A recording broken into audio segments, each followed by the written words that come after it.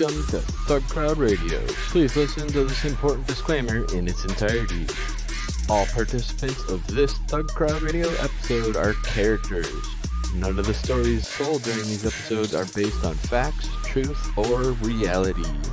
All works of fiction displayed during this episode that resemble real-life situations are coincidental and are not meant to serve as guides or tutorials to commit any crimes in any country. Please consult an attorney for local laws and regulations. And as always, trust your inner criminal.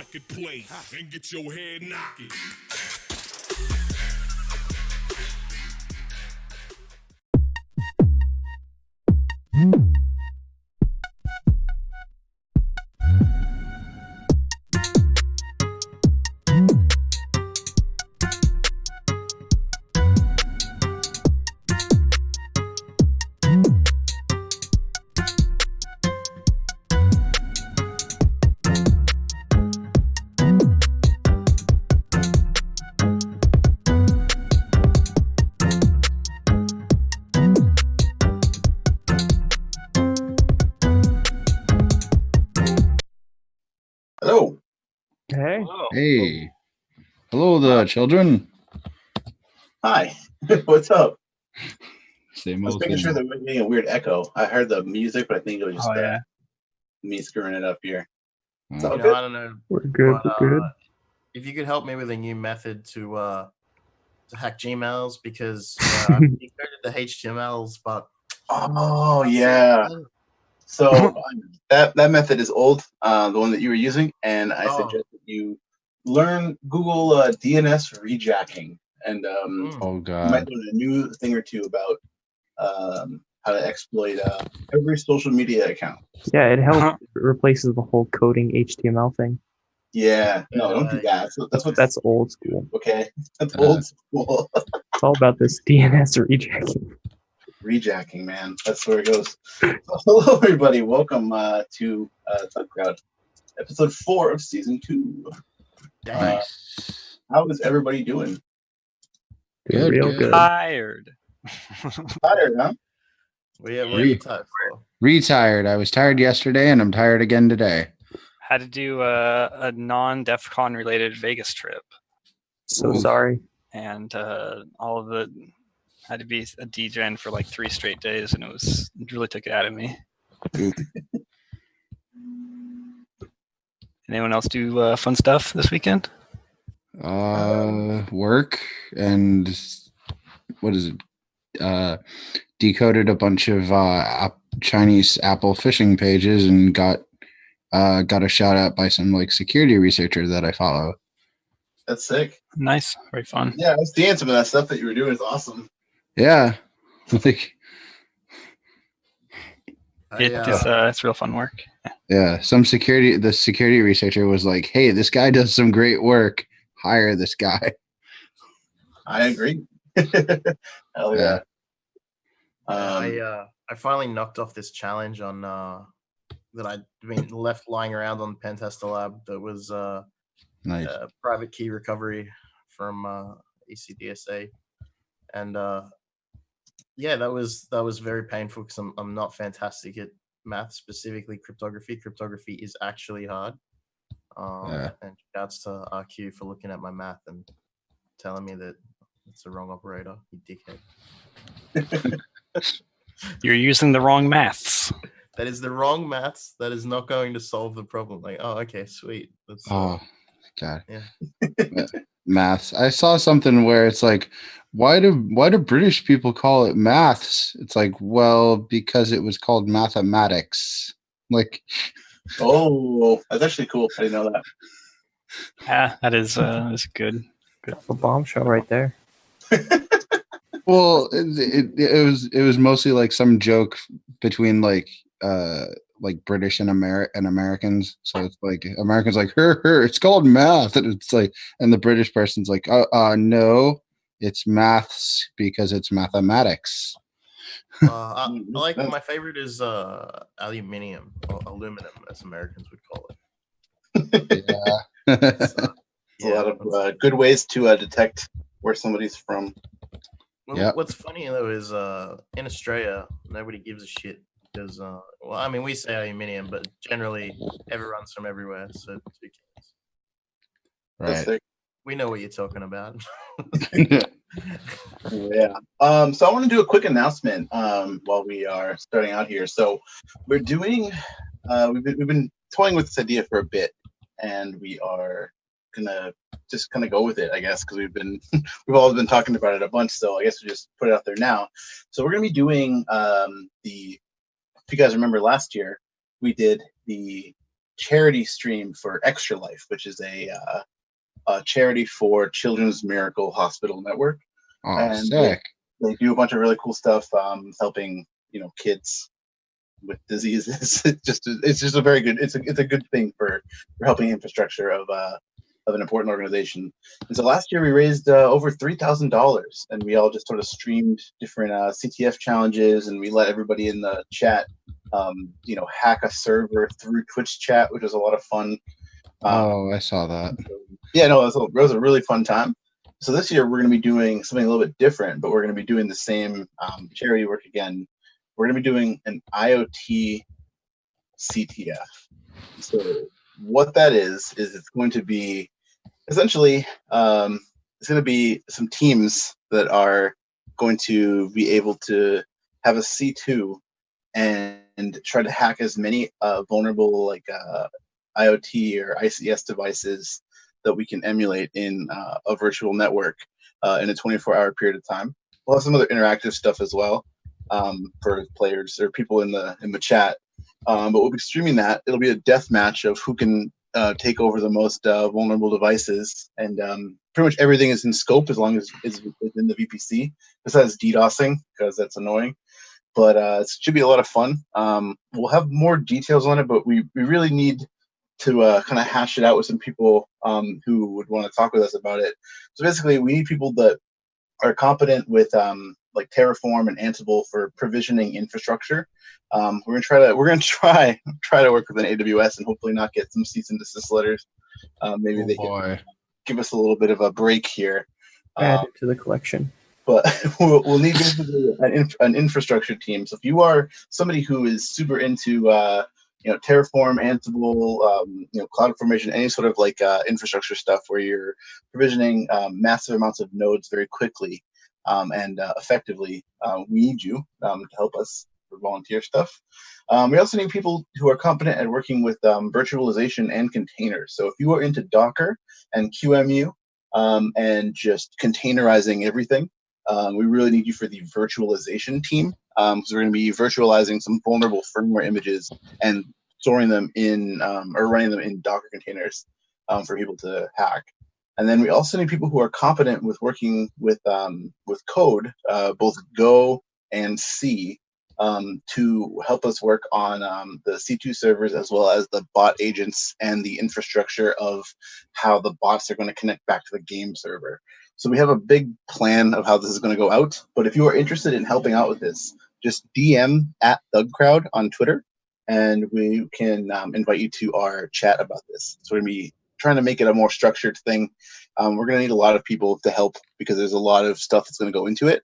But we should be able to get a good amount of buy-in from people, and it'd definitely be interesting for researchers and people who want to see how people actually develop exploits on IoT and ICS devices, and who we'll give that. It'll be interesting for those researchers as well as anybody who's actually wanted to like hit the scary looking PLC they found on Shodan, but would never actually want to touch it in real life. Now's your chance.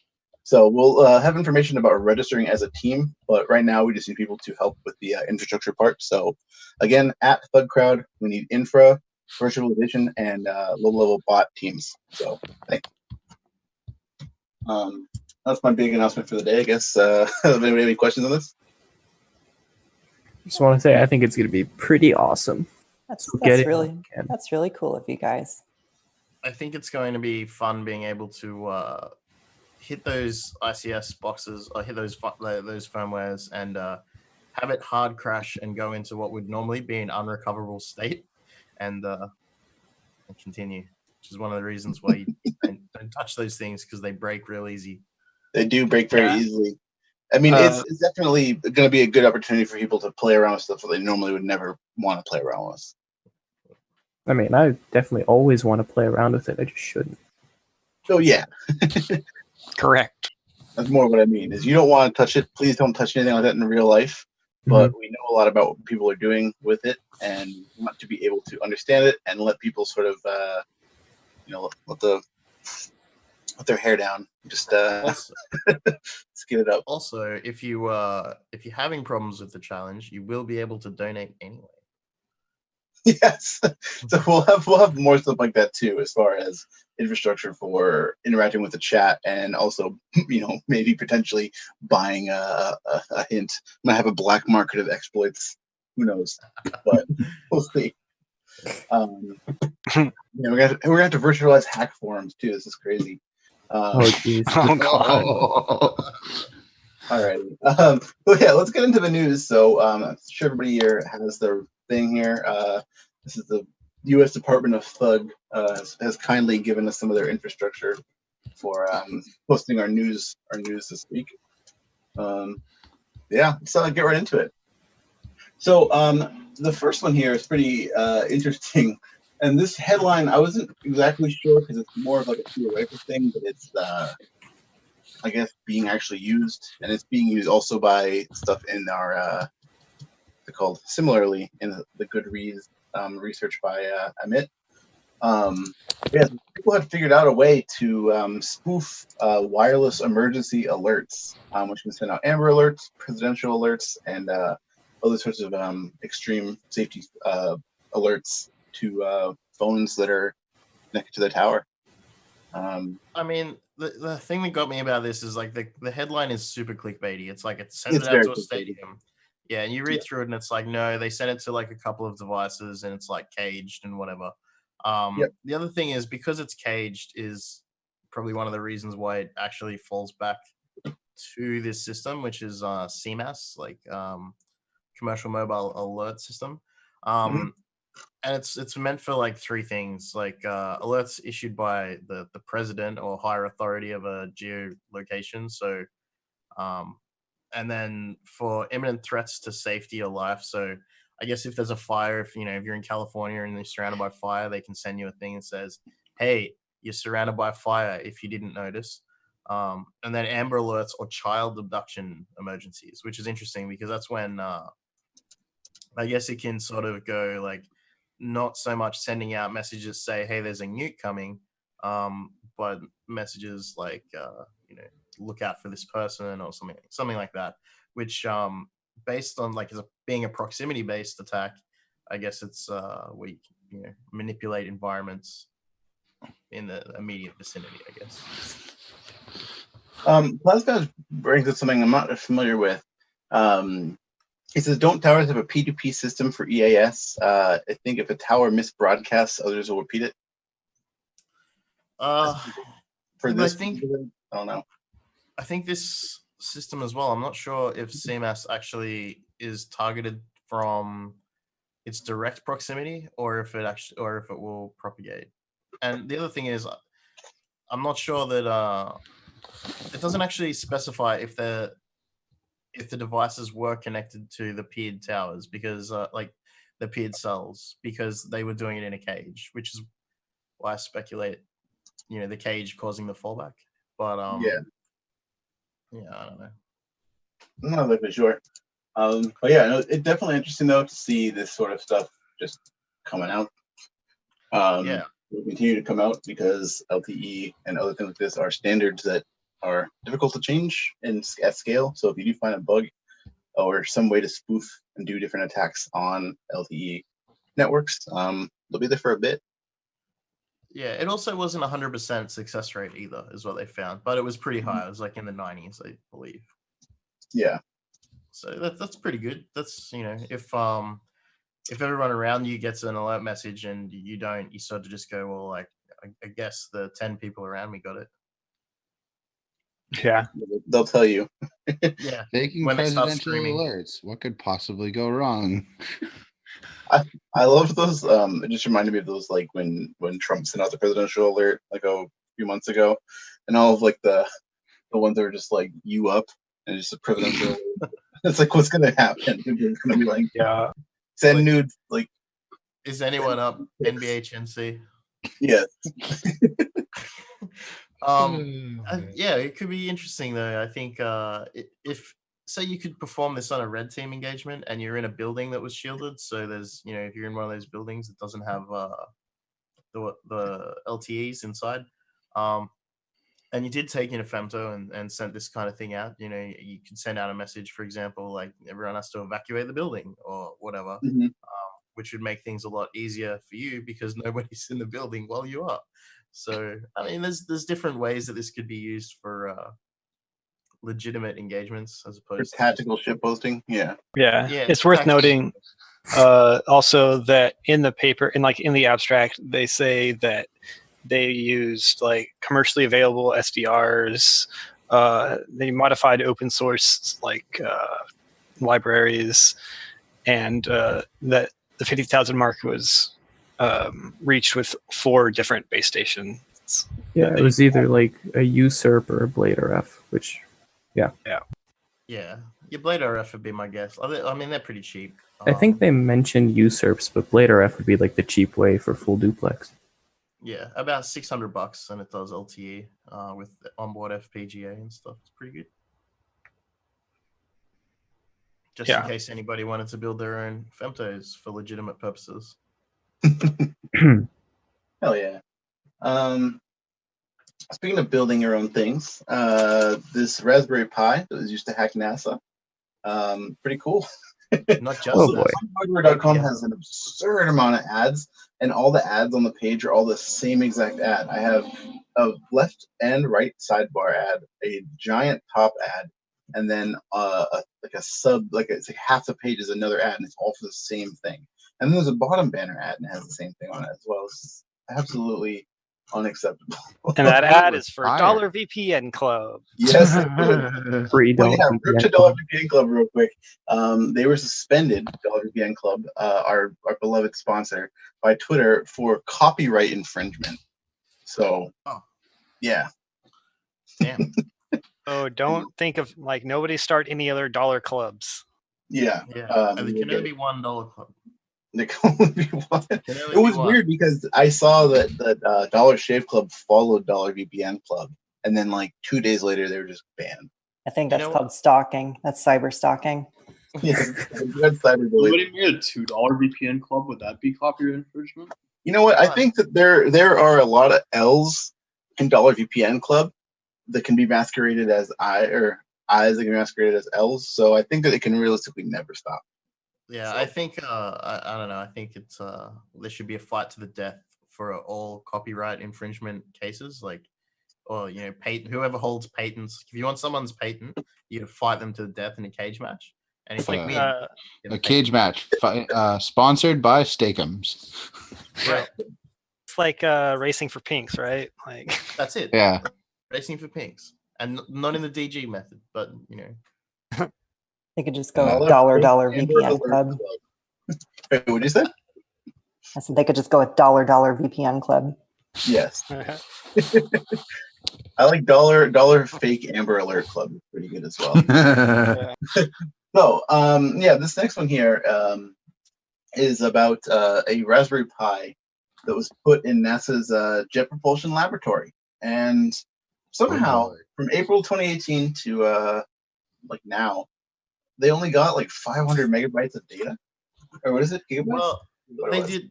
It was megabytes, 500 megabytes, but they were Yeah. targeting specific mission data apparently. But this is nothing new, and there's I see 2 things about this: one that I love and one that I hate. The one that I love is that JPL is still getting smashed this long later. It's still going. People are still targeting JPL. And the thing that I hate is that they use the Raspberry Pi because I just hate.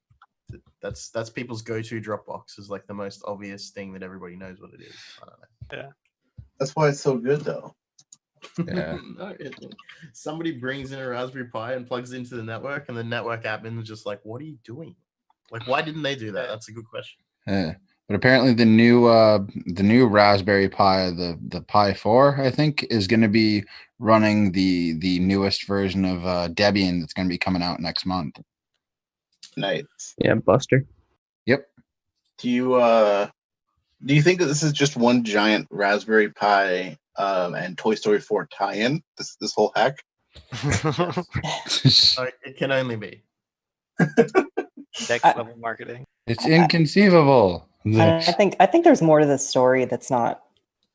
I mean, there's obviously a lot more that's not being publicized, but like, what is the deal with this Raspberry Pi? Did they have it in a vulnerable part of their network or something, or did it get compromised along the way? There's so many questions. Yeah. So I think Was it it's, compromised or was it planted? I believe it was compromised from looking at this somewhere, because it had been on the network for some time. Looked like somebody had brought it in and it got popped.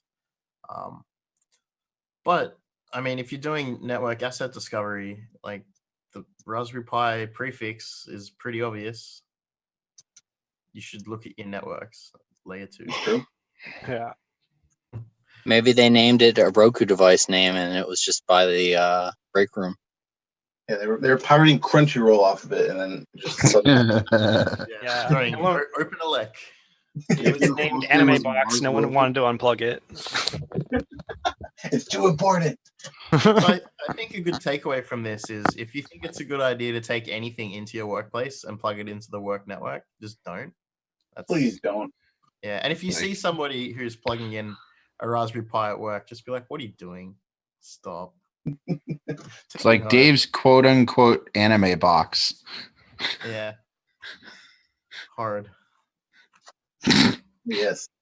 So the next one here, pretty cool. 20,000 Linksys routers are the key history of every device ever connected. Oh god. That was awesome. Yeah. Sounds like a feature to me. Well, what's crazy about this is that not all these Linksys routers from this era are running DDWRT, but that's separate. It's like the prime time for the custom firmware images. Yeah. So I mean, you would expect, I guess, something like this to happen, but it's just a matter of like, I guess, how can this information be used? I mean, does anybody have any specific sort of things that they would be worried about specifically about this sort of thing happening in the network? I mean, this is just like you would look at this as like an extension of Wiggle, right? So if you imagine that you get someone's MAC address from, if they say they post a screenshot or whatever that contains their MAC on their LAN, and then it's leaking out. Yeah, it's just decentralized, right? This is what we were talking about last week, decentralization. Yeah. I think as well, like these are pretty old routers as well. Like if you're still running an old router, maybe look at upgrading. Like it might still work, but doesn't mean it should stay there.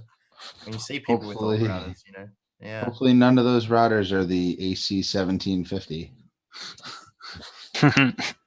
I have to say, I really like the image of the guy on the top of the page, just like this Navy guy getting hosed down. I feel like that needs to be reused in every article about a leak of any kind. Yeah, I enjoy it. That's how it happens. Yeah. But I don't know. I think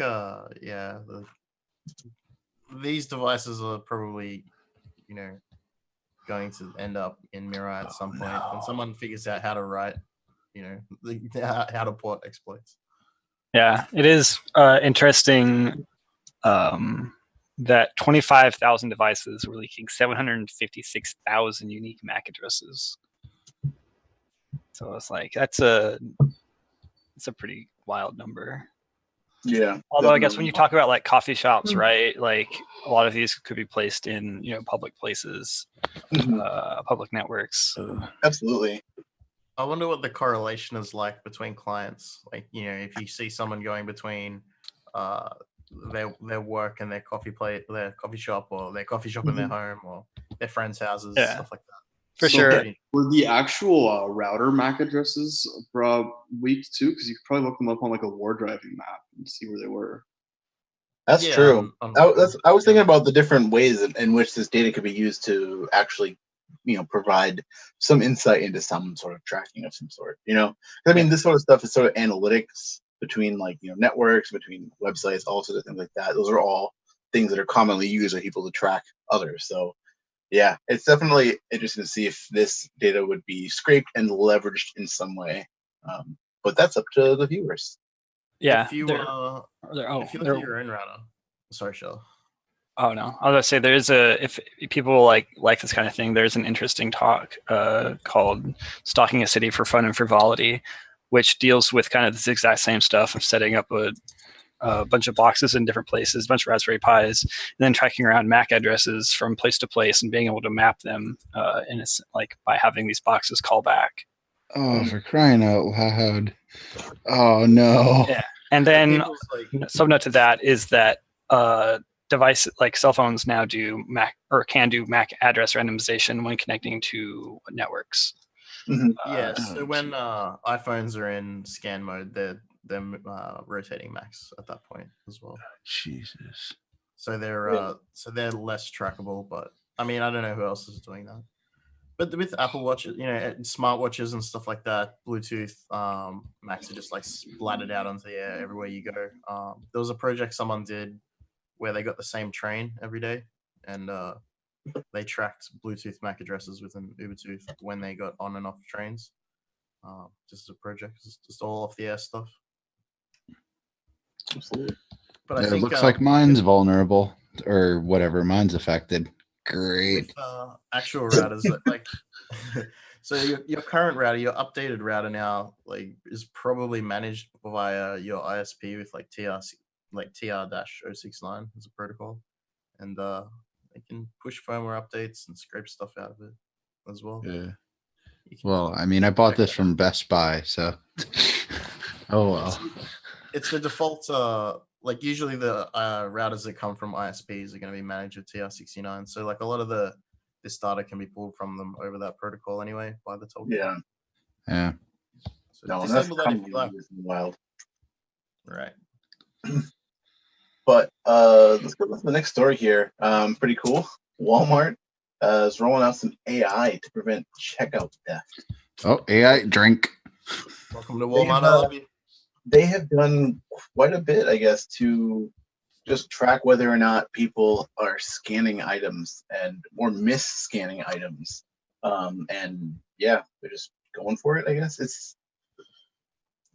seems like a little bit of overkill to avoid paying a worker to just be there. So do you think that they're using the same surveillance footage that they're already keeping anyway? I don't know. Maybe they're training on that. I mean, they must be training on that. I mean, it would have to also correlate somehow with the individual POS that is being something scanned into. So it's interesting to see how that sort of like model actually works and how they actually end up doing that. This article activates my rant trap card every time. So this stuff is, there's no way that there's not going to have like a million false positives. There's just no way.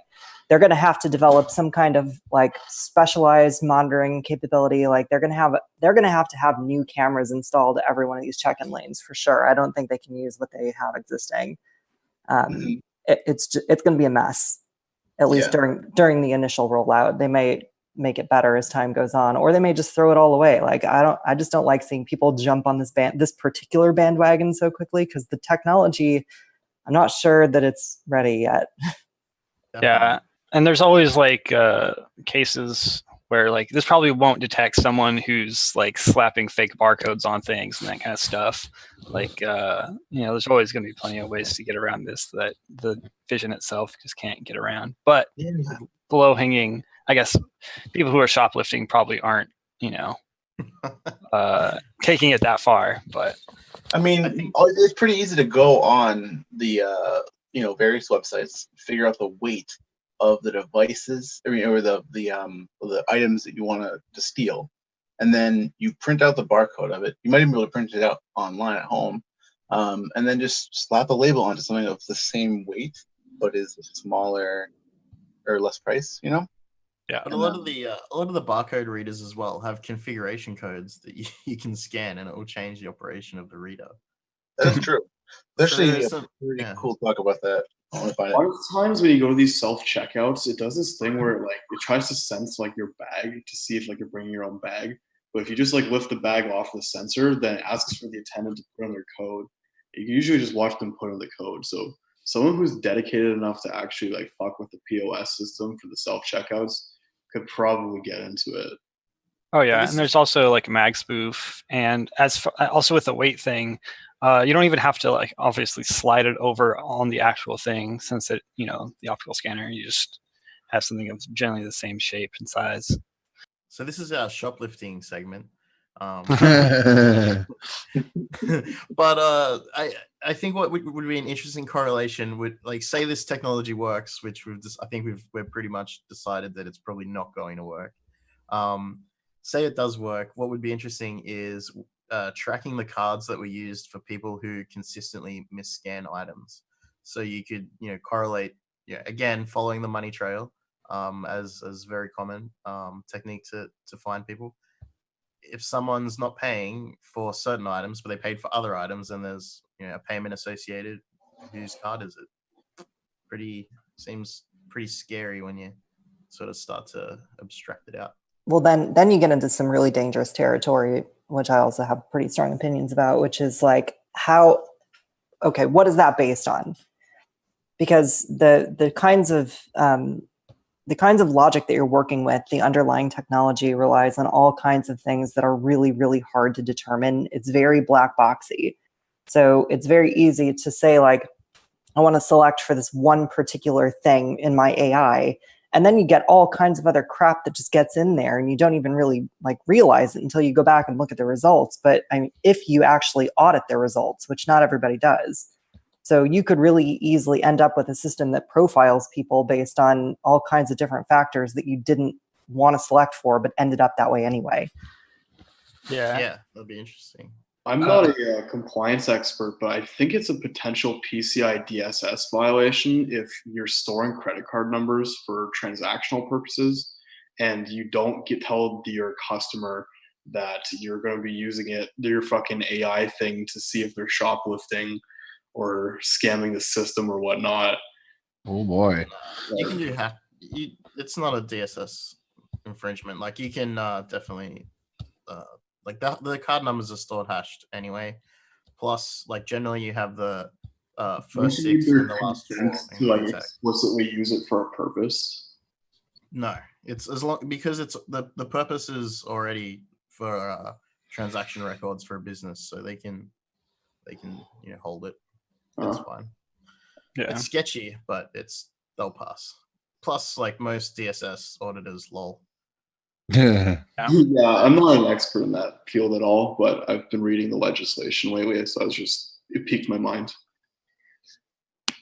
Yeah, it's also interesting that this is going to be used on like their own cashiers as well. Like, it doesn't mention it really, but like that's going to be one of the things that's where it's going to be implemented, is to make sure that their own cashiers and their own employees are scanning things correctly. Man, this reminds me of insider threat. It reminds me of a good story when I went to the supermarket with my mom, actually, and I bought a case of beer. And the guy's like, no, don't put it up on the thing. It's too heavy. And then he didn't scan it, and we left, and we got a free case of beer. Like, whose fault is that?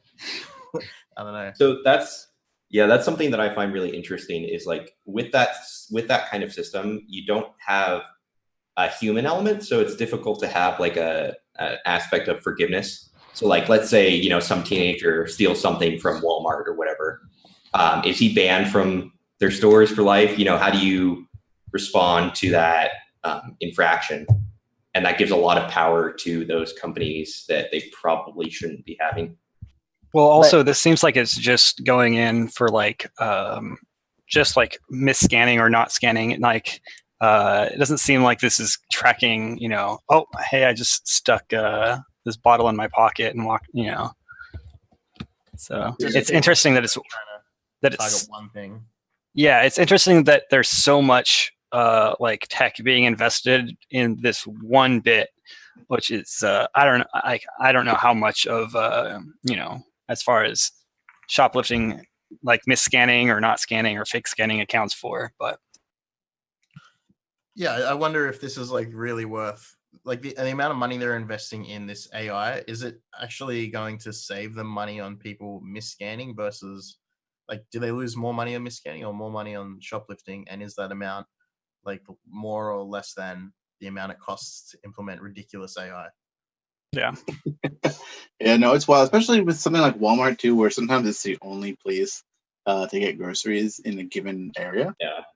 Which could fuck you if some AI thinks that you're a thief because you have a hard time putting the milk on the counter the right way. Yeah. Well, especially if you have data sharing between companies, right? Like if Walmart decides to go and sell that database to, whatever company, then you could end up really getting fucked very quickly by that. I think there's another element of like younger people as well are, generally happy to adopt tech, whereas a lot of older folk don't want to go and use the self-checkout. They prefer to be served by someone. So at what point, is it just simply a case of old person fucks up? yeah. The other thing is that as soon as they have all those fucking police robots implemented everywhere, will a police robot arrest you if the AI detects that you're stealing? I think that's a little bit of a stretch for now, but I mean, if you think about those systems at stores, like they're already incredibly unreliable. Every single time I go into a grocery store and use their point of sale system, it is always unreliable. Like there's always something that goes wrong. Every single time. I bring in a bag that's too heavy, or I put an item down too quickly. I don't know. It's already unreliable enough. No. Unexpected item and bagging area. And McDonald's has been talking about doing a similar technology that would be a lot less complicated to predict your order. And they've been talking about that for years, and it's still not rolled out anywhere that I know of. So in McDonald's in Australia, I haven't used this in America, but there's like touchscreens where you order, right? And the touch, like there's been multiple cases. Like one guy posted a video where he ordered like 10 hamburgers, but with no patties, and it was actually negative 10 cents. And then after he ordered 10, he had $1 credit, so he ordered one hamburger, which is $1, and then free hamburger. And they just you could like a bag of empty like buns with no patties. Like, isn't that weird to someone? Oh, that's a great point, though. That kind of system opens up to a lot of new potential problems. Like with if you remove the human element, like with shoplifting, for instance, if you can fool that system, then there's probably not going to be as many people checking on you. Absolutely. And to answer that question, I do not think that is weird for a McDonald's employee. Yeah, they have them in Massachusetts. They're everywhere. Yo, we can rant about McDonald's and Walmart all day. Please get on to the next one, which is a bit heavier. This is the U.S. government warning of data wipers used in Iranian cyber attacks. So, oh boy. Yeah, basically just a warning of the fact that there are certain groups that are deploying malware that just wipes your computer, which is It's so shitty though. Yeah, I think it was Shamoon. Shamoon was one of them too. It's also a question of how do we know who's actually doing it? Well, attribution is tough. But I think that one of the things is with the wipers, when I was working with the MongoDB wiping, there was a bunch of people going through and ripping out a bunch of servers and leaving ransom notes. I think that's one way that they can kind of make it more feasible, because it takes a lot of infrastructure to support actually recovering data. Mm-hmm. Yeah. Yeah. Let's all grab our attribution dice. Well, sorry, what were you gonna say, DNZ? Like, think the very first program, like the first time you thought about writing a malicious program in your entire life as like a little kid. What am I gonna do with this malware? Oh, I know. I'll delete all the files. Like it's or make a bunch of files. Yeah. Or make a bunch of files. Or like do some like sketchy, like malicious, boring thing. Like I'll surely make they, pop-ups until the system crashes. yeah. So Yeah. they're in if they're using like proxies and stuff inside of Iran to target US allies or whatever.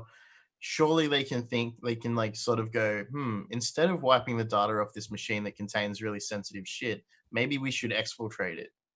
Like I don't know, like this, or maybe we should modify it, or maybe there's got to be some better goal than wiping the machines. I feel like this is just showing that they're not very good at it.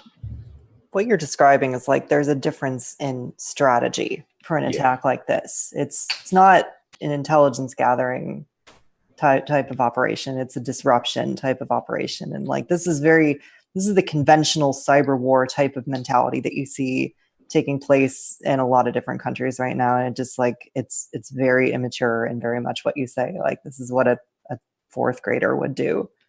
Yeah, Right.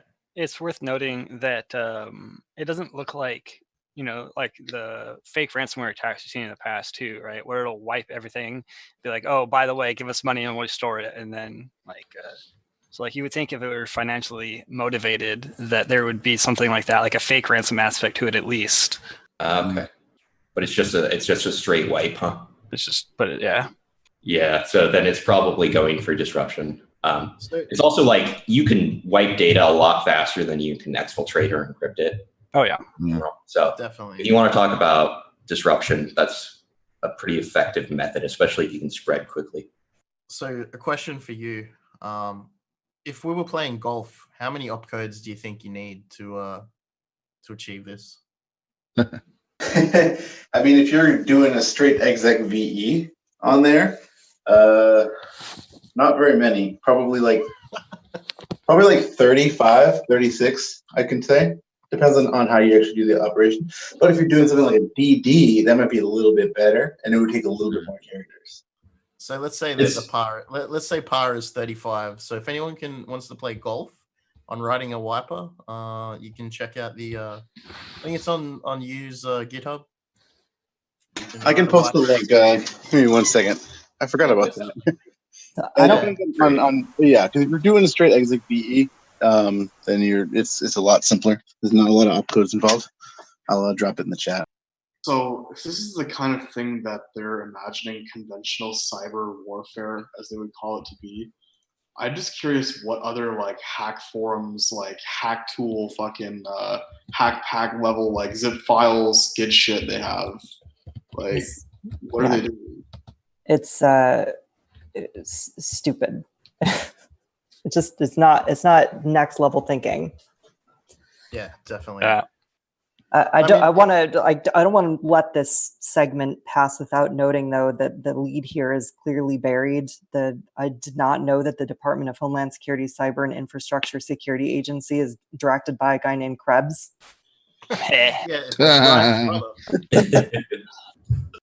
Surely. It's going to dox Iran to the ground. It's just something I think that if you were putting together a strategic operation of any kind, you would have a little bit more forethought. I mean, it's disruptive, but so are DDoS attack. Like DDoSing is disruptive. Turning like they're a nation, they can just turn off the internet to the building. Like there's other. Well, I mean, it's not very I mean, if you look at things like Stuxnet, you have a solid spreading method, then you can really cause a lot of damage. And people can run around the building unplugging Ethernet cables, but it's still doesn't. Well, there's kind of more to that whole story too. Like that type of operation takes a lot of lead up, right? So you're talking about like months and months and months of planning and operational posturing to get into the position to do something like that in the first place. And when you're talking about a conflict that just kind of popped up like this one did, and not to say that there haven't been tensions, but like you're still talking about a lot of time of build up to get to the point where you can do something that's any more complex than just hop on the box and wipe the whole thing. Yeah, definitely. I mean, but there's also payloads in Metasploit that are off the shelf. So I don't know. Yeah, it's I think it speaks to their level of operational complexity that they're choosing to just go with something like this right off the shelf, like as an actor. Because I mean, you would think that anything that you could compromise enough to wipe, you would be able to also leverage for more complex attacks. So it's interesting. Yeah. What I think is funny actually is by wiping a box, you're forcing them to install patches. Yeah, they're reinstalling with the latest you know what I'm streamlined. Oh, I don't know. I would. I think you might be giving too much credit for that one. Maybe. So speaking of Iran, the next story that we have on here is just been baffling me for a little bit. So it just says that Trump approves cyber strikes against Iran's missile system. Why would you announce this? That's exactly my first thought. Yeah. So the thing is that it specifically says they've been planning them for months and they hit the missile systems and blah, blah, blah. Like, okay, so you just like unveiled so much of your operation. And I don't get it. I don't get how this is any part of a legitimate strategy. My first thought, whether they actually were able to compromise or not. Maybe they tried and they weren't able to, and they just tried to scare them into doing the IR anyways. Do we know if they actually even tried? I mean, it could just be like a flexing thing. You know, you go on Twitter, you say, "Oh, we hacked Iran," and you look good, I guess. Yeah, but it's plausible that our presidency has the same credibility now as like Lizard Squad. The best quote in the whole article easily is from Alyssa Smith. As a matter of policy and for operational security, we do not discuss cyberspace operations, intelligence, or planning. Like, who didn't tell Trump this? I mean, you know, he was told and he just said, "Oh, well, that's nice. Ignore." Yeah, well, we're going to let them know that we hacked them. It's like they already know. If you did it, they know. Well, I think he was saying that they were going to. Did he actually say that they had done it? I think that he was just like, "We're going to hack you." Yeah, I don't know. Maybe it's part of their strategy. You never know. Like, it's just like, fuck off. Like, I don't know. And then when he was announcing like sanctions or new sanctions or whatever, he mentioned Ayatollah Khomeini, who died in like the 90s or something. Oh, this is a new one. They had one before, and this is a new same name, different guy. Oh, okay. I was about to say, because all the stuff on Twitter was like, "Oh, that guy, he died in like the 90s or 80s." He'd be really old now. It's a different guy, same name. Oh, go figure. That's why we have handles. Are we sure it's not a vampire? Sure it's not Keanu Reeves. I don't know. Yeah, I don't know. It's just one of those things that I've just been kind of thinking about. Like, I don't get why you would say this. But I think any news that comes out about it, we can't believe. Like, if they say we attacked this missile thing, or like we disrupted these missile attacks or whatever, you wouldn't say that. You don't know that. I mean, I guess that's where freedom of information maybe could help in some years' time, to look back in hindsight, but not today. And then the Iranian official people turned around and called the president like mentally handicapped or something. Yeah, the moral of the story is they're not wrong, but no one's going to know how big your dick is unless you tell them, right? Like, that's the real strategy here. Did they actually call him mentally handicapped? Well, yeah, mentally retarded, but yeah. The discourse has really devolved down to like a Call of Duty level interaction. Right, exactly. It's all the world leaders. DDoS you in your router. You better not use your home IP. How much you want to bet the next thing they're gonna do is like say they banged his mom or something? That's coming. Yeah. So all the world leaders are just in one big Discord server. Yes. Shit posting on 4chan. So speaking of cyber attacks, this one's interesting too. So this is a cyber attack that hits police forensic work. So what's interesting about this to me is that if they're doing an investigation into somebody and they're holding like legally admissible information, evidence about somebody, is like the perfect target to hit.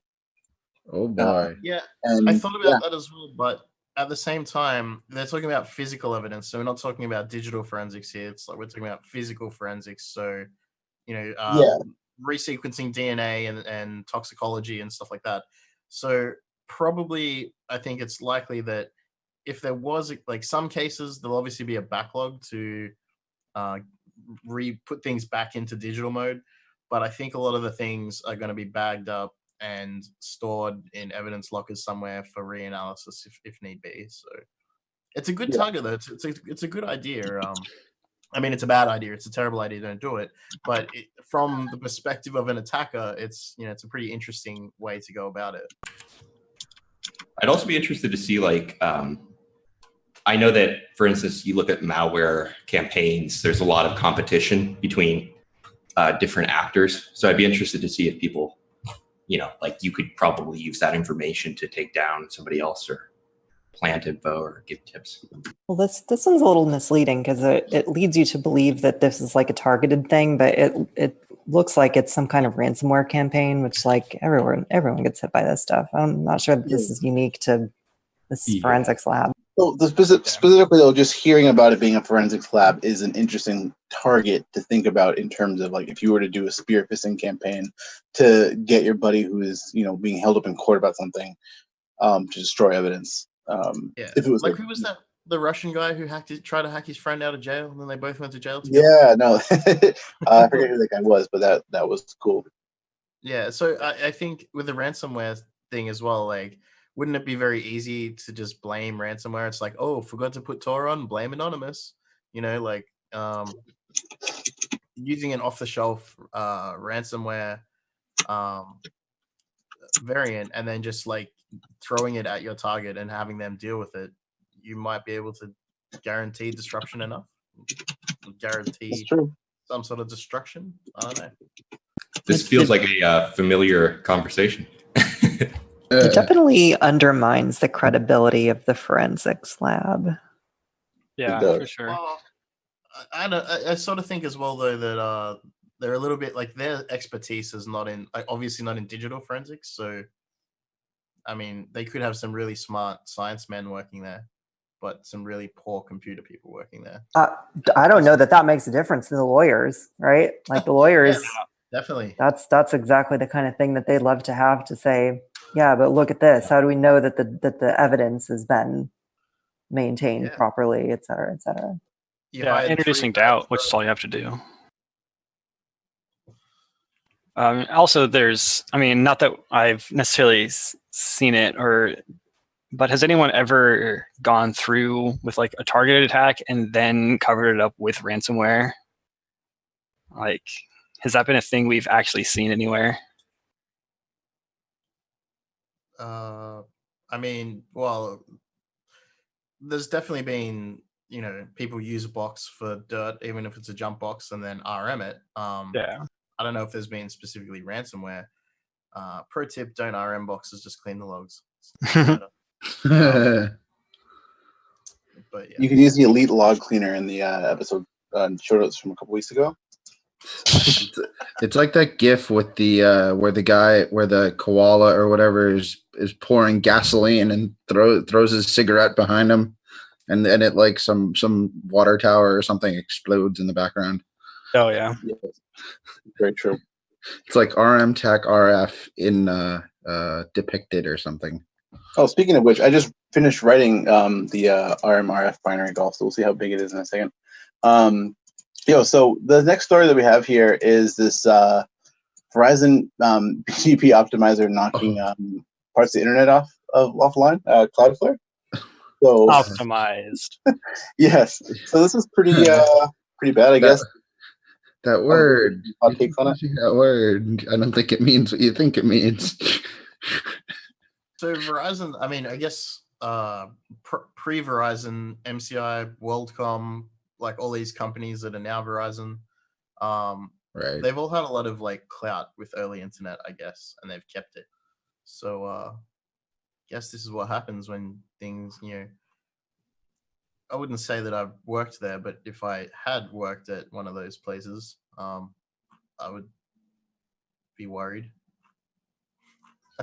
Yeah. I don't know. It's a lot of outsourcing and stuff and acquisitions have happened over the years. So who runs what is probably a very big, like, the company has the name, the company has the clout, but who's the people behind it still? It's interesting that it seems like the optimizer part implies that this is just some like automatic function that just happened, right? It's just like, this seems like a good route, and it was not a good route. Terrible, in fact, horrible. I think it goes back to the whole replay thing, right? Like you have a service that blindly replays information. That's going to cause some problems.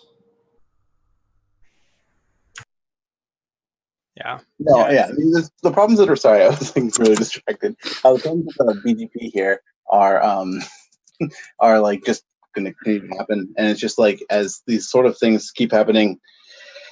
I don't know. It just I feel like I don't ever see anything that seems like it would be the way to go for something to replace them on BGP or to supplement it in a way that is safe, because there's just too much trust that can happen. And even trying to optimize things, like that's the issue, is that when something is being, a new route is being advertised on BGP that seems to be faster, the system will just automatically just say, oh yeah, that's a good idea. And so you can realistically do that with anything. And it's just like that's not the sane way to do global networking. I think penalizing organizations that improperly broadcast routes is going to be something that is probably going to start to happen more. Absolutely. I remember recently it happened. I think they managed to block off a provider completely a couple months ago, right? I think it happens pretty regularly.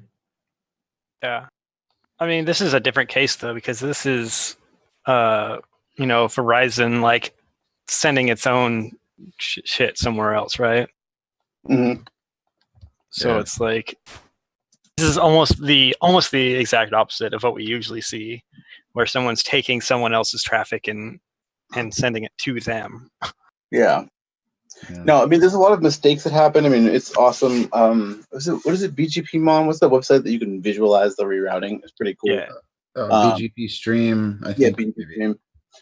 There's a lot of cool stuff you can look at it with, a ton of different APIs and stuff to monitor this kind of thing. But yeah, it's interesting to see like how frequent it happens, and there's misbroadcast routes, but they don't do as much damage, I guess, as something like this where it would affect so much. Actually, it turns out it's BGP Mon. Yeah. So Dasho in the chat said BGP and SCP were built without a realistic model for threat actors, and it needs to be done from scratch eventually, which I totally agree with. Like that, the trust-based model, I've said it on the show many times before, just doesn't fit this anymore. It may have when there was like six main sort of broadcasting peers, but it's not the case anymore. So let's reevaluate, get some real big brain, galaxy brain BGP nerds to come up with a replacement. And that would be good. I hope they're working on it already. You have to get the adoption to happen though, which would be difficult. Like IPv6 makes perfect fucking sense, but who's still using it? Right. Yeah, I mean the trust thing, right? It's something you could lay on top of another system, which I think is how it's going to have to go. Right, you're going to have to lay some sort of trust on top of it. Yeah, like we were talking about last week was IPsec tunneling BGP broadcast, but still, it still requires that the person that you're trusting is doing the right thing, which is in this case they didn't. In almost every case, they didn't. Yeah. So with that, we should hold on one second. Actually, let me grab a mix real quick. We should take a little break before we do our interview here with hexadecim8. Bye. Yeah. So that was fun. Am I just on the? One second. I'm just already playing it. All right, yes. Here's a drum and bass. Let's just take a little break here. Yeah. All right, so we'll be back in like a few minutes. So we will see you soon. Cheers for your call, mate.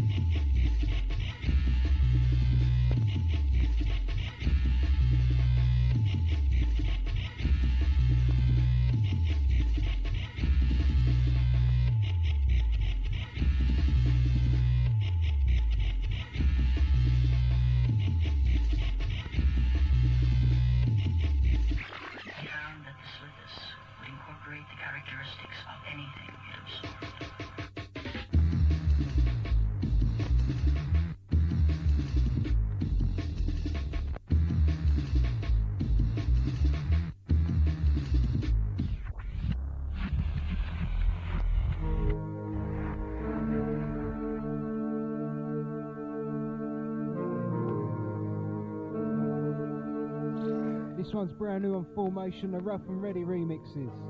Gonna be playing both sides of this one because it's rough. Keep it up with the Syndicate, you know the number, give us a call, enough respect.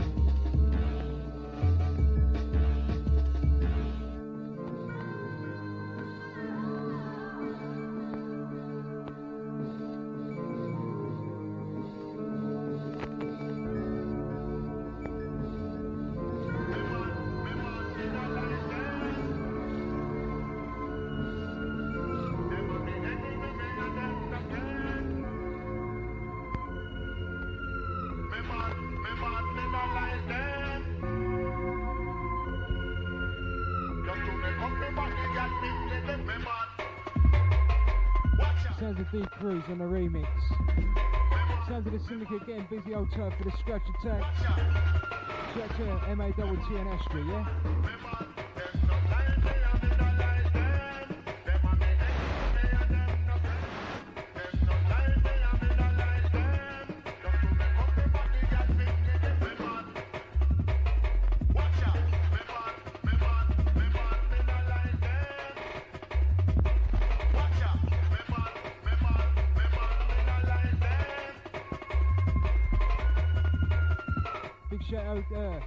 Big shout to Craig and Bill Ricky. This tune's all yours, mate. Also shout to Mel in Rochester. How's it going? Shout to Simon Tweed in the house. Talking to me while I'm talking to you, yeah? Messing me up.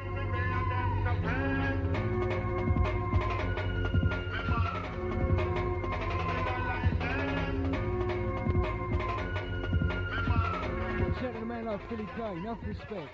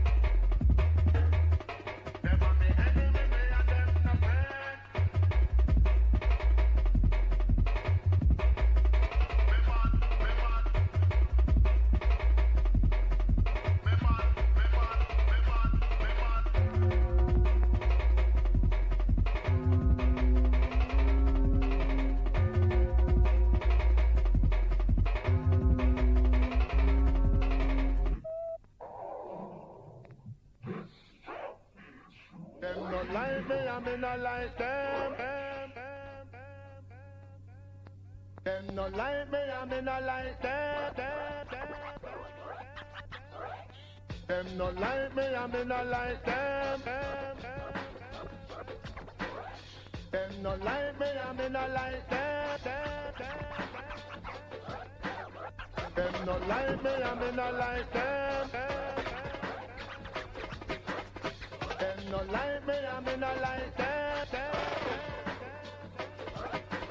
Watch out, call the people, like some other things that keep it on again, man. I'm loving it to the mass people. Watch out.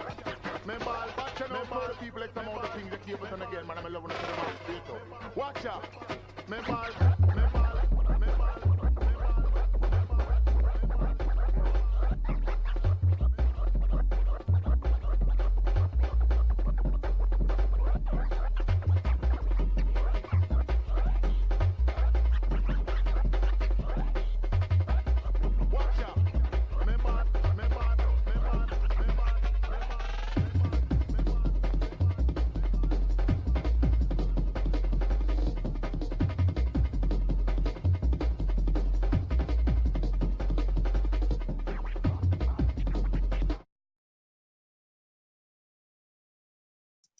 Hello.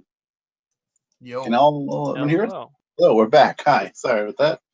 Took a bit longer of a break than usual. We're all hot. It's very hot. Man's not hot.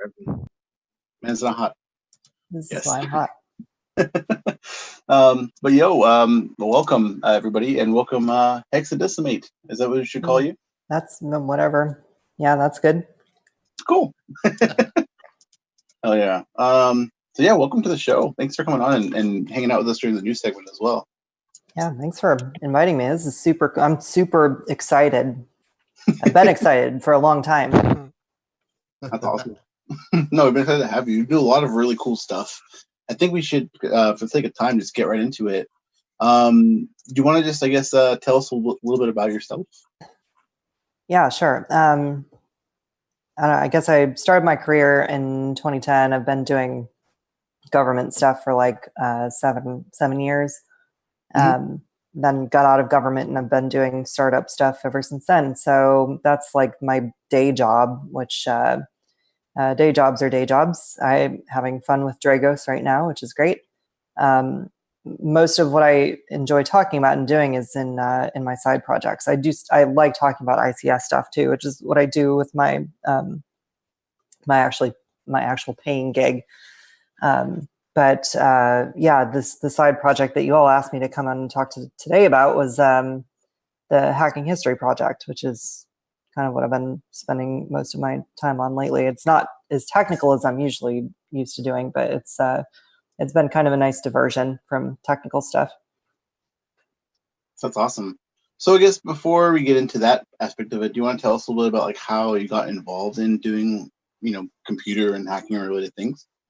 So the story I usually tell is that I was going to school to be a historian in college. And then there was like this one specific time where I realized that I really wanted to be more a part of history than talk about it all the time. But I still had that interest in history. It never left me. So then I fast forward to 10 years later and I'm like out of college and doing hacky stuff. And then I just kind of like decided to start doing FOIA related work about 8 or 9 months ago, I guess. And it's like FOIA work is like full contact history. There's a place where history and journalism really overlap, and that's where FOIA work is, because you're finding a lot of stuff that the government hasn't really wanted to talk about for a long time, and you're digging it up to put the pieces together so that the story of how we got here is much more clear than it was before you did that. So that's the confluence of these interests and how it all comes together. That's awesome. So for people who are listening here and for our knowledge as well, do you want to get a little bit into what FOIA actually is and why it's important? Yeah, so the government established this thing called the Freedom of Information Act, and it's kind of an honors. It's very much an honor system type of operation that the government does. So every agency is obligated to be responsive to FOIAs in some way, shape, or form. So you can submit a question about anything to anybody in the United States at the federal level, and every municipality has also got like a similar Freedom of Information Act type of legislation that they usually have to adhere to as well. So you can submit a question to any federal or local and state level law enforcement agency, for instance, about anything that you think that they might have, and they are obligated legally to give you a response of some kind. It gets more complicated than that when you actually start dealing with like national security, and there are all kinds of different exemptions that can come into play especially around national security. But this is a thing that I think is really relevant to the hacking community, the InfoSec community in general, really, because our history is being held in these institutions because, like, let's be honest, we've all done shady-ish stuff or been involved in something that's been kind of shady, and we're all interested because we're all like secretly voyeurs. So, or at least maybe I'm just displaying my own. Maybe I'm I don't know my hand too much. A new concept to me. So go on. So you leverage FOIA to ask these questions of federal institutions to find out what they know about you or about anything that you're interested in. I mean, ThugCrowd had never been anything shady, so they'd have nothing for us. No. I know you guys. You're clean. That doesn't mean that people might not have thought otherwise, though. I guess is the point, right? Perfectly legitimate business people. Look the other way. Trustworthy. Shout out to Trustworthy Services LLC. Perception is everything. That's very true. We even have a green lock on our website. So I guess when you're talking about making these requests and saying that they're legally, I guess, obligated in general under the Freedom of Information Act to give you info, when you're doing something like this, what goes into making a request, and how do you make a request a good one? A lot of reading. That's the sad part. A lot of reading. So there's a site that we primarily work with, and I guess I'll give them a plug because they've been really helpful to us. It's muckrock.com. And I recommend the site. It's a nonprofit organization, but I recommend the site because it's like it takes all of the guesswork out of doing FOIA and makes it really accessible to anybody who's interested in this kind of thing. So right now, if you go to that site, you don't need to use Muckrock, by the way. You can send a request directly to an agency, and they will respond to you in some way, shape, or form, as long as you follow their rules. So what goes into making a FOIA? Well, I mean, it starts with the question. So what is it that you're interested in knowing? Is there a specific piece of history that you're interested in? In my case, I'm interested in InfoSec related stuff. So I've gone through and looked at like decades old news stories about hacks that were done in the 80s and 90s, because that's like, we can talk more about the kind of like FOIA sweet spot. That's my terminology. But older cases that the government may be interested in releasing after have had their mitts on it for decades. So you ask a question, you determine who would be the best agency to ask that question to. You send it to them, and then you hope and pray that they'll get back to you in their legal obligation, which they normally don't. Interesting. They normally don't. I mean, it's not surprising, but legal obligation kind of means they're supposed to, right? Well, so I said it was honor system. It's definitely an honor system. The amount of time that they are obligated to respond to you doesn't usually get followed, at least in my experience. Now, NASA has been awesome, and the ones that are really good, everybody there is a community of people who does Freedom of Information Act requests all the time. They know who the good ones are because they get back to you like right away. But there's not really an enforcement mechanism that makes them adhere to a specific time frame. Interesting. So what is the goal of your project? Do you want to kind of describe a little bit about what the project is, how you are, what the goal is, and how you are going about achieving that? Yeah. So my personal goal has just been to we all have heroes that go back decades. I mean, there's all kinds of people who came before us in this community and found all kinds of really interesting and cool things. The thing is that they all have a story, and each one of those people has probably had some kind of, the government's had some kind of interest in them. Like the Loft guys, for instance, are notorious for having overlaps with government. I mean, Mudge works for the government now, which is, I still can't believe sometimes.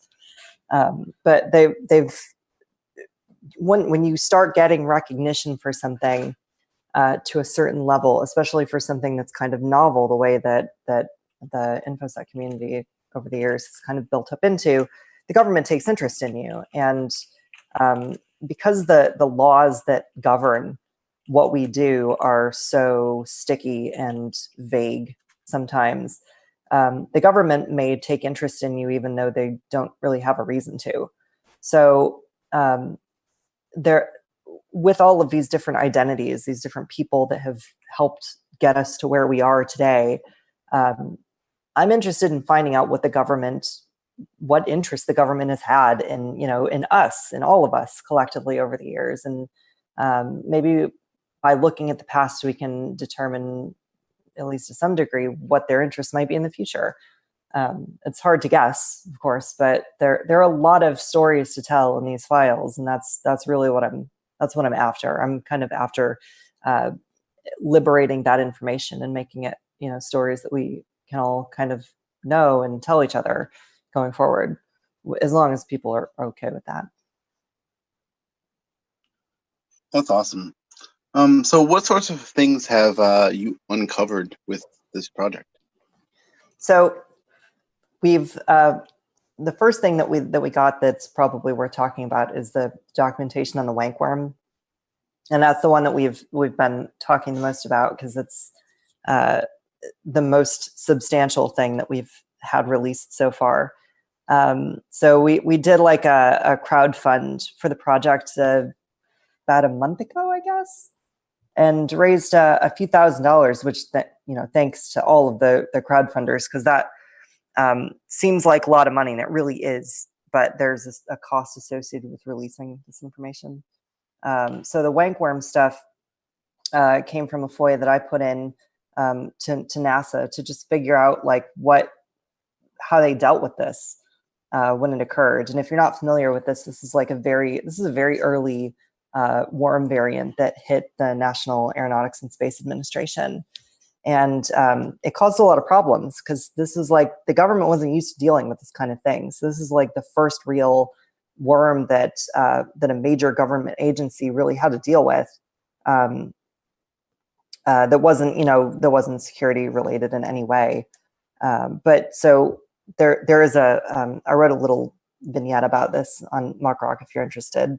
But what NASA gave me was a slideshow of like their response effort to the wankworm, and it casts a lot of light on exactly what their response to it was, and that's the kind of insight you don't really get from the outside, right? Like a lot of people know the story of the wankworm, and it's no mystery that it occurred, and a lot of the details are known.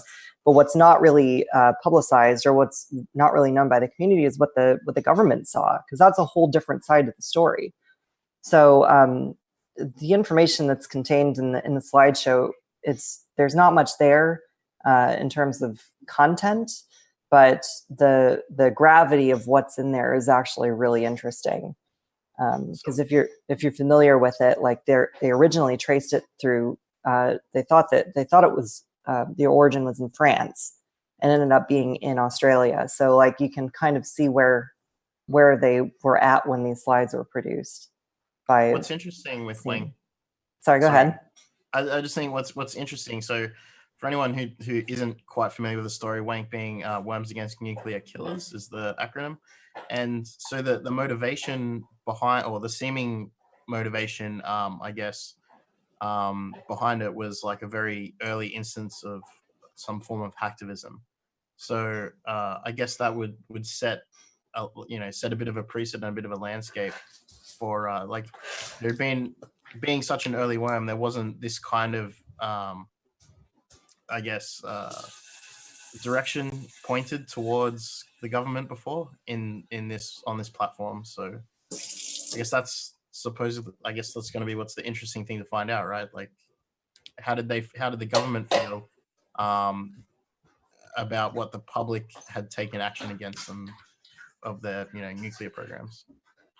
Right. Yeah, and that's ultimately what's really interesting about doing FOIA work on this particular issue, is that there are journalists who do Freedom of Information Act requests about things that happened recently.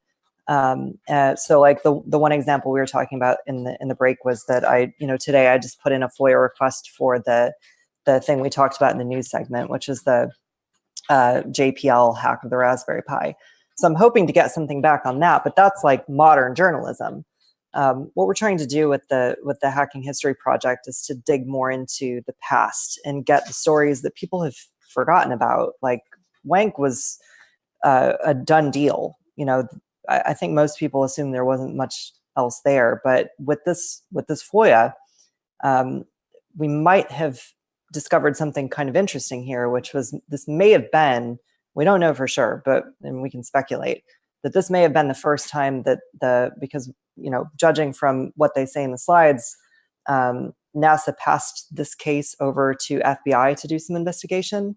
And there was always some speculation that Julian Assange was involved in this. I don't know that I believe that, but if he was, then that would have been one of the first times that the FBI was actually looking into him, was way back in the 80s. Yeah, so the Australian Federal Police were also involved with that.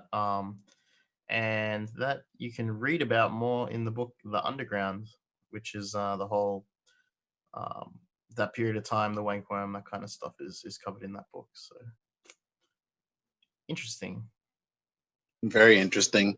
Now, I'm curious, is there any pushback from people either in government or in the hacker community towards your project?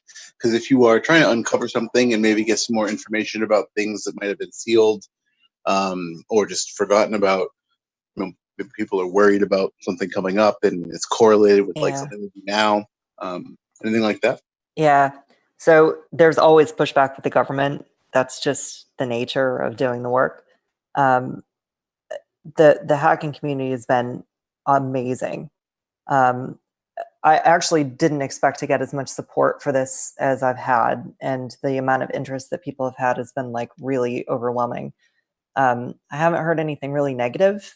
Maybe people are saying things and I'm just not listening.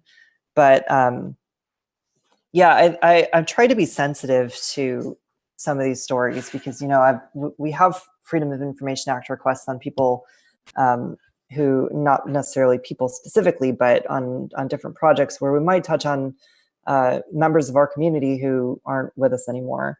And I try to be sensitive to those stories in particular, the people who can't really, give us consent to say like, I'm cool talking about this. But for the people who we can ask, before we would publish anything or put anything into print, I would be sensitive to asking people how they feel about it directly if I can get a hold of them. It's definitely a thing that's important to me. So we have a question from the chat as well. In Twitch chat, do you have a template for the FOIA requests that you tend to use commonly? Oh yeah, so that's a great question. The site that I mentioned before on Muckrock is they kind of have a template that you fill in. They have a full staff who can help you formulate what you need to ask and how you need to ask it. But they do have a template that you just kind of like put all of your questions into. There are FOIA templates if you decide not to use Muckrock as a service. If you want to just like make a form, email, and send it to somebody, those exist. There are tons of those out there, and it doesn't have to be complicated either. Like I can look at my JPL one is basically just like I'm looking for any written memorandums or audiovisual recordings that are related to Raspberry Pi exploitation or compromise. And then sometimes what you do is you put like a between the years of time bounding on something, especially if your topic is kind of vague. In that case, I don't really have to do that because it's a very specific issue. But if you wanted to know about like all of the instances of a specific word that have been used, like so here's one that's interesting. One of the people that I'm working with just put in I'm working with somebody who does FOIAs all the time named Emma Best. So she put in a request with like every permutation of the word fuck that you can think of and submitted it to a number of different agencies. So like, I don't know, every different way that you could possibly use the word fuck, I guess, just to see like what comes out of it. And you may not get a whole lot that's terribly interesting, but you might actually get some that actually like give you a trail to something else. That's the kind of the fun part. That's interesting. I think so. When it comes to this, has made me think of this. When it comes to like redacted documents, like is there cases where you just get a document that's black and you go like, oh, the only word that wasn't highlighted wasn't redacted was fuck. Oh yeah, of course. Yeah, there's all kinds of like really weird things that you get back. Sometimes you just get images. Sometimes you get like totally blank pages. Sometimes you get things that have just been redacted past anything that's recognizable. Depending on how old it is, you can challenge that. You can challenge the integrity of anything that you get back. So even if you get like a GLOMAR response, which is the standard form, like I can't confirm or deny the existence of these files. You can even appeal the integrity of that if you think that they're being tough with you. The thing is that generally if they're giving you a GLOMAR response, they're giving it to you because they know that the only other option that you have is to sue them. But that's a whole different level of Freedom of Information Act hardball that I have not engaged in, but my affiliates have done a lot more than that than I have. So there's a number that pops into my brain from like TVs or maybe news, I'm not sure, of like 50 years, like certain documents are locked for like 50 years. Is that like actually a thing? Or can you just go freedom of information anything? No, it is. The term of limitation for top secret documents is 30 years. So without a verified, and verified is not really a technical term, without a national security exemption, you can't agencies are not supposed to keep information labeled at top secret for longer than 30 years, which is, I'm glad that you asked the question, because that gets to what I was talking about earlier with the sweet spot. So some of this stuff that might be classified would fall into that, like if I'm doing a FOIA into the 80s or 90s, which is kind of like the golden era of the Wild West era of the internet. You can do a FOIA request for stuff that was going on back then today, and government agencies are much more apt to give it to you because so much time has passed. And they consider it history, so they release it to you, and you can find stuff that nobody knew about before in the public space. And that again is really what this project is all about, is finding that stuff. Cool. So I should be able to find out stuff about the aliens. Yes, the aliens are go way back. I'm sure that there's been. I would say if I had to guess, that's probably the Roswell is potentially the most FOIA'd thing ever. Oh my God, for sure. Yeah, I can't even imagine the poor FOIA people. They get that stuff all the time, right? Like it's always like, what do you know about aliens and JFK conspiracies and all kinds of stuff? I'm sure. Oh right, JFK's of course. Yeah. Give me JFK's brain. Yeah, everyone wants to know. The Apollo 11 mission, I'm sure, is also. Yeah, I'm sure that NASA gets a ton of stuff about prove it. Well, they also have the GitHub repo with a pretty solid documents about what each file means, which is awesome. Yeah, and that's another great thing about Muckrock, is that there are enough different people that are writing for that site now that there's all kinds of different tips that they can give you, and like understanding all of the different exemption codes. It's kind of like an art in and of itself. I suppose it's kind of intentionally made complex to protect certain things and gatekeep in a way, but also it has to exist, right? So they kind of build their framework around that idea. Well, yeah, and that's kind of funny that you would bring that up, because there are some things about the FOIA process that are just mysterious and kind of, obviously built to be an obstacle to researchers. So like the one thing that I worked on before was I got a little bit of attention for building this like really, really rough cryptonym finder. So the idea was that like it was programmed. It was a very simple bash program that did like some really or Python, some really gross like NLP, some natural language processing, against a text file that you would put into it, and just look for different words that might be cryptonyms.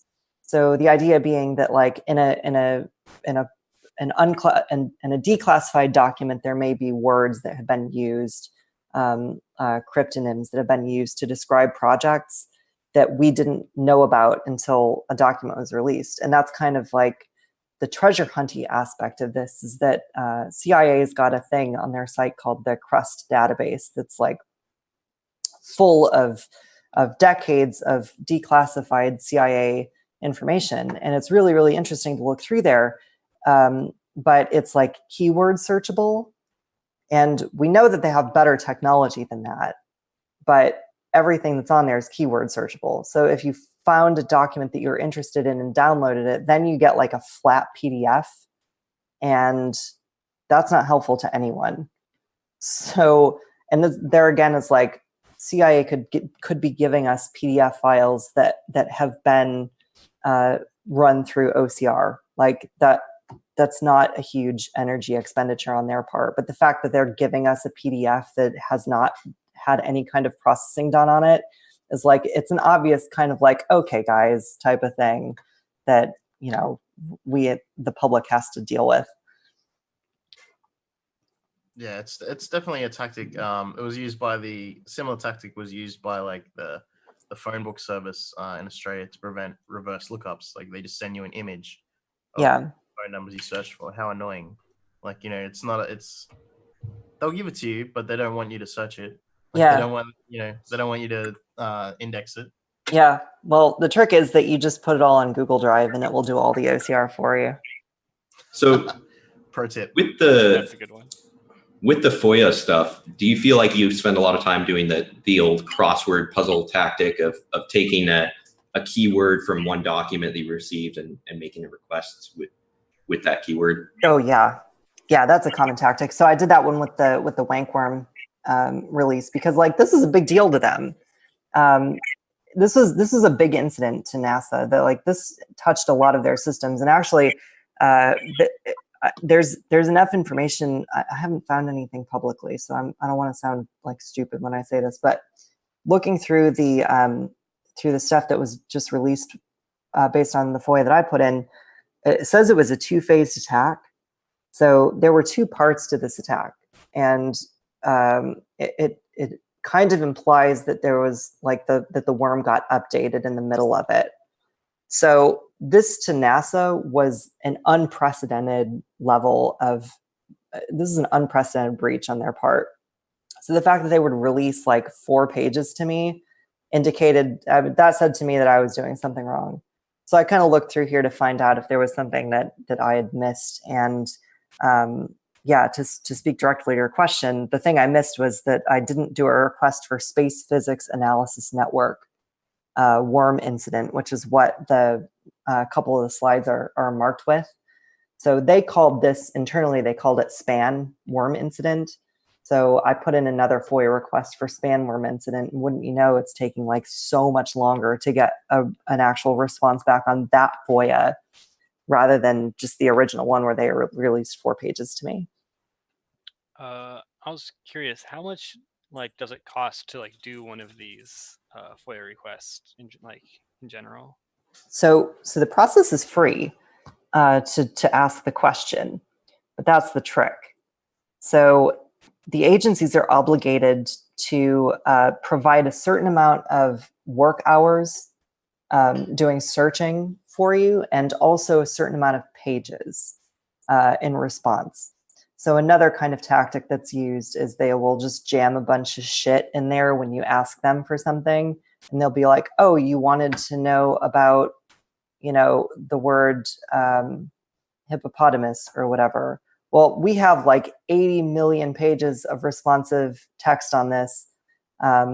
This is a really bad example, but they end up giving you like way more information than you know is relevant to your search, so that they can drive the cost up and make it prohibitive to you and to them to provide that. Like there are all kinds of reasonable obligations that they have to meet, but anything outside that box they have to charge for, which is why we had to do crowdfunding, because some of these releases ended up being really expensive even after we tried to narrow it down.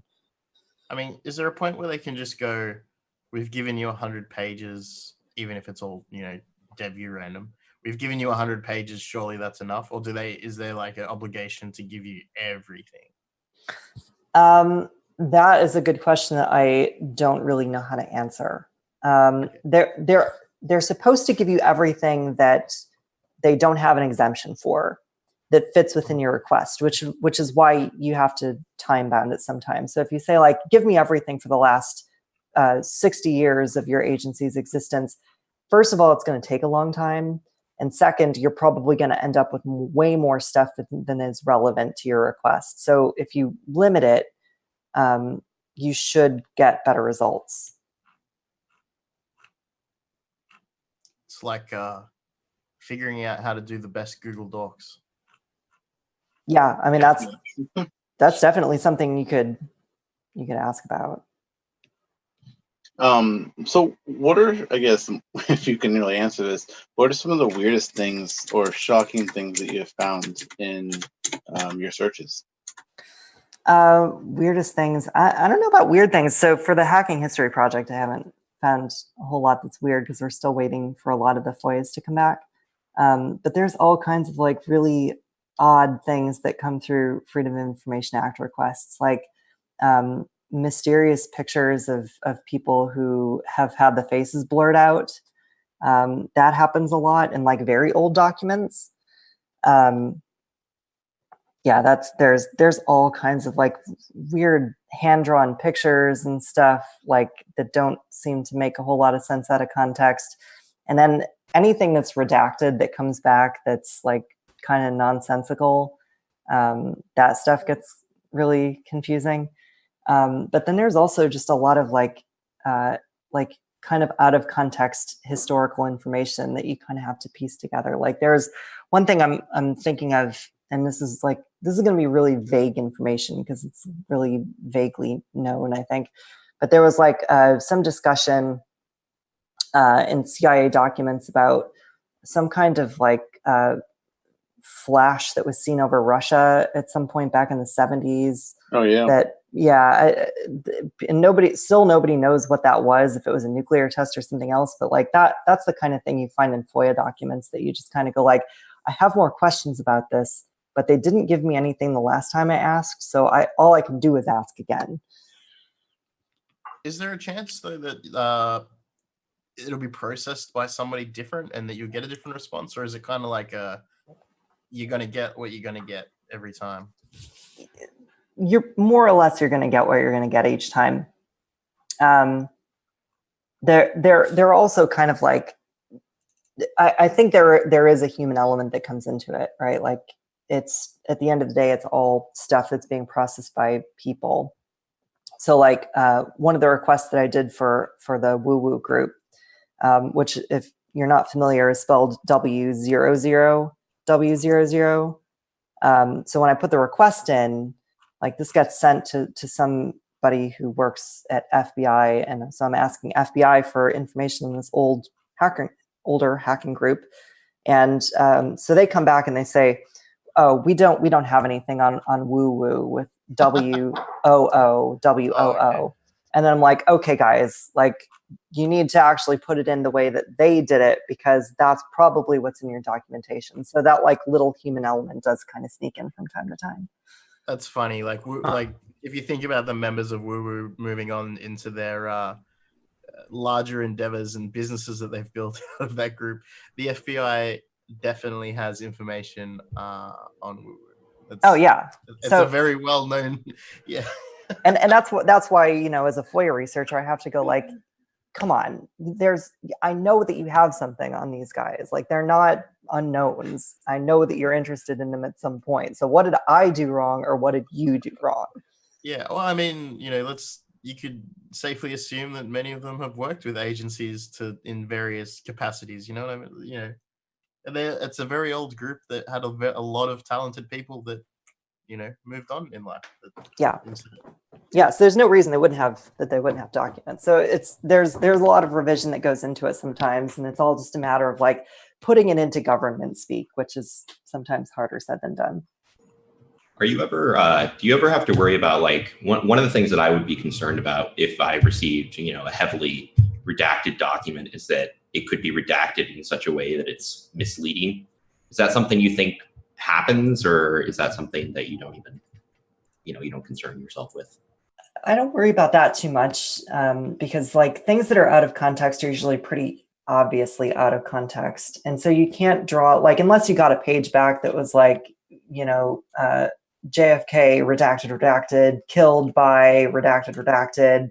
There, if like a name of an ident that everyone should know about is redacted, that's kind of weird. But like stuff that's redacted beyond reason is usually pretty obviously, like you're not going to draw too much conclusion from that. And do you ever see anything that looks kind of weird or smells funky? Not that often. The things that you kind of stop and think about are the ones where they don't really want to answer. So if you're getting a Glomar response in something that like they should be answering, that kind of makes you wonder what's going on. So like the one that comes to mind there is, I don't know if you all are familiar with this thing that happened about 2 years ago. It's called the Sunspot Observatory. Does anyone know about that? No? Okay. So like 2 years ago, there was this place that the US government ran called the Sunspot Observatory. And they closed down this, like very abruptly closed down this research facility that apparently was doing some kind of research on sunspots. So abruptly closed this observatory down. And then later on, they said something to the effect of like, and the locals are saying, we're seeing helicopters, and like the FBI came in and seized a bunch of stuff, and then they didn't tell anybody what was going on. So we're not really sure what's happening here. So then the FBI weeks later says, oh, well, this is like a child porn investigation, and we're taking all of this stuff, and that's all we're going to say about it. So I did a Freedom of Information Act request on that situation just to figure out, like, something doesn't seem right about that, right? Like, it would make sense that they would seize machines, but why would they close the entire observatory for weeks based on that? So and then what I ended up getting back is like, there's pending litigation. So I didn't get any documentation back on that, but this is the kind of thing that like government agencies should be a little bit more conscious of, because there are a lot of conspiracy theories about that one particular item, and giving us a Glomar response on it instead of something that's more reasonable is like not really a great way to run an operation. I mean, that's a very interesting thing that they use, like, because I find that I guess if you see a lot of politicians and stuff talking about cybersecurity today, they'll often mention things like terrorism, child porn investigations, and drug dealing on the internet, like darknet stuff, like, and I think they're very easy blanket terms to just be like blanket reasoning. Just go like, oh, this is an investigation relating to something horrible. Can't do anything, Yeah, that it does give them very easy cover to say something like that, just to kind of make people go like, oh, geez, okay, well, I shouldn't have asked that then. Yeah, and I mean, maybe I'm not saying that that's every case. I'm sure there's plenty of legitimate times that happens, but it is an easy thing. Yeah, for sure.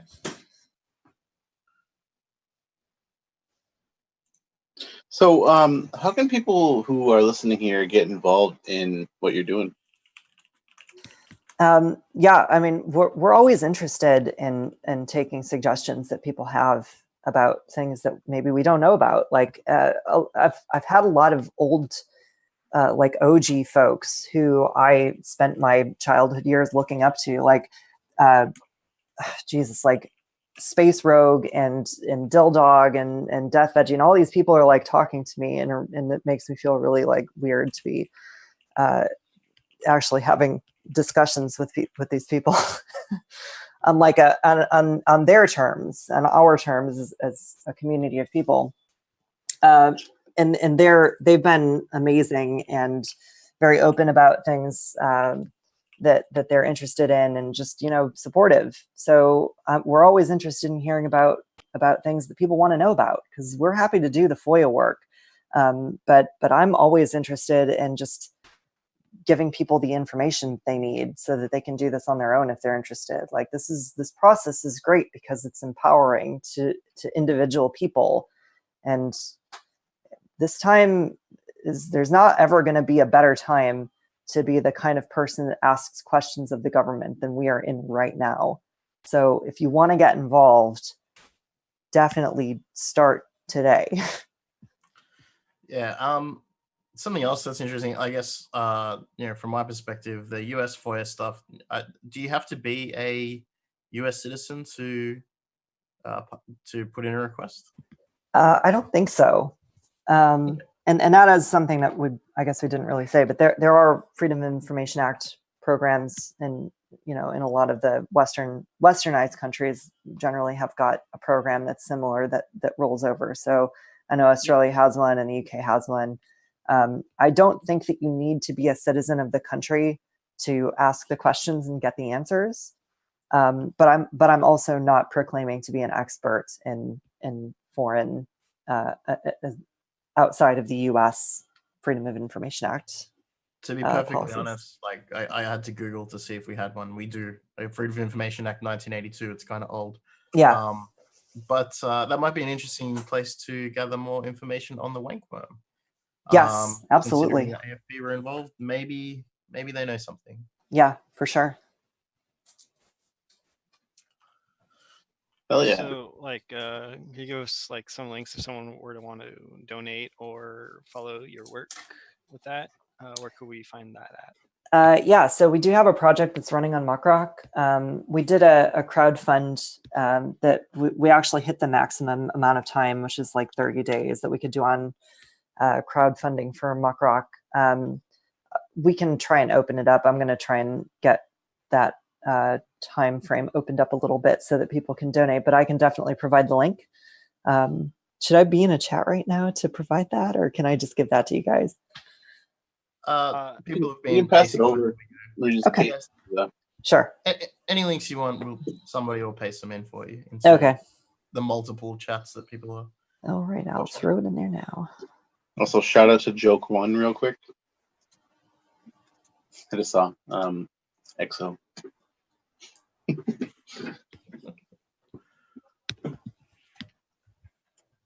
Okay, here we go. So I'll throw this in the chat right now. So yeah, this is awesome. So this is the page for your project on Muckrock. Yeah, and you can also see what we've released on there, and we also post what we funded and how much it costs. So we like to be transparent about where people's money is going, because I think it's shitty to take money and not tell people what we're doing with it. Oh, yeah. This is sick. Pending requests, which is cool to see what you're looking at next. Yeah. Yeah, but that's like it's hard to imagine how much it really costs. But this is a totally volunteer project. We don't take money out of what we're given to do anything except pay for the amount of files that we get back. So like if you look at that page, we have, just looking at what we're up to. So like the LulzSec documents, for instance, are like 7,500 pages, and that cost us $220, which, that's more than I would be able to fund out of my monthly budget. But since we were able to crowdfund it, we were able to fund the entirety of that FBI case file. Somewhere in there, it'll tell you how long Sabu was a snitch for. I don't think that we have one in on Sabu.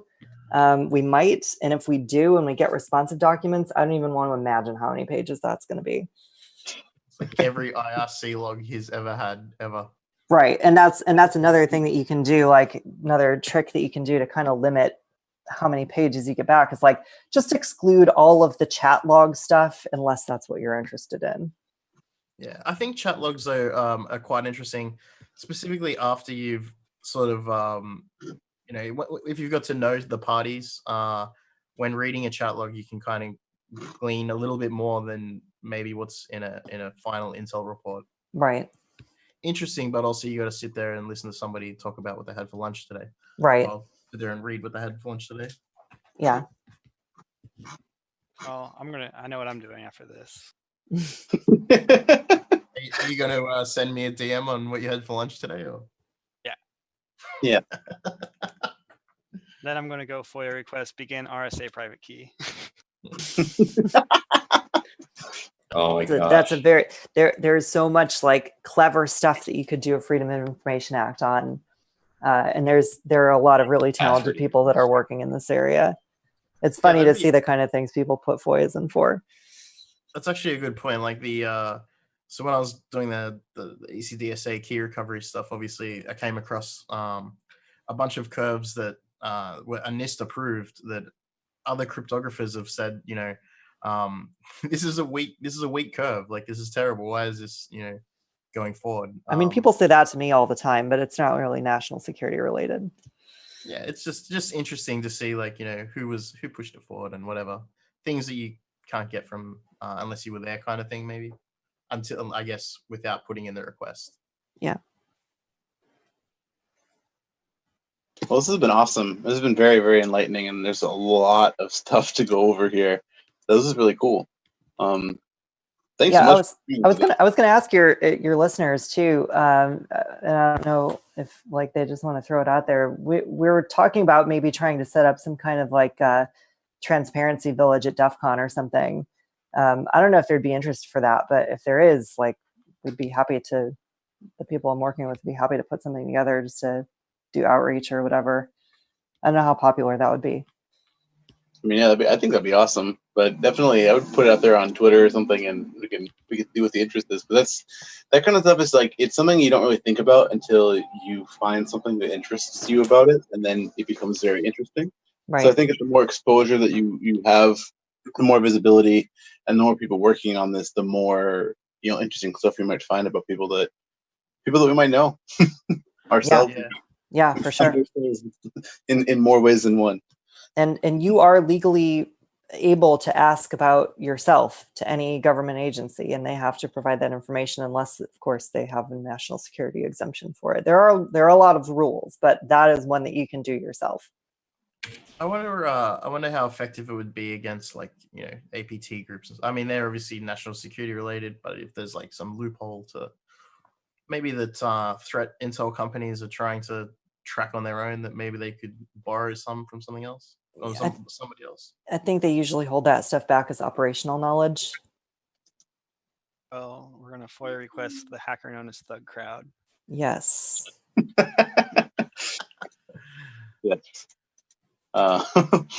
Awesome. So, thanks again for coming on, and we're about out of time here. Thanks everybody for hanging out and watching, and thanks to hexadecim8 for coming and talking to us about everything. Does anybody have any final words before we get going? Well, I think in this case, getting a lawyer is specifically important. They might be able to help you get some things through. Lawyer up. Yeah, skip the first part. Just get a lawyer. Also, thanks for having me on. I appreciate it. Of course. Oh yeah. And so is Twitter the best way to get in contact with you? Yeah, my DMs are open, so you can holler at me or harass me or whatever. That's fine too. I just love how Zero is just throwing Shodan dorks into the chat always. Yes, you might have to recruit him for Dork Team 6 over here. Dork Team 6. Everybody here. If you guys don't remember from the beginning of the show, if you are interested in helping out with our IoT CTF, whether it be infrastructure, virtualization, or actually coding bots and exploits, please hit us up on Twitter. Our DMs are open, so at ThugCrowd. If you want to get involved in that, that's our big project of, I guess, like the rest of the year, probably until November, whatever the first Saturday in November is when we're doing it. It's for charity, and it looks great on your resume to say that you built a botnet for the kids. So, we will see you then. All right. Peace. Peace. Later.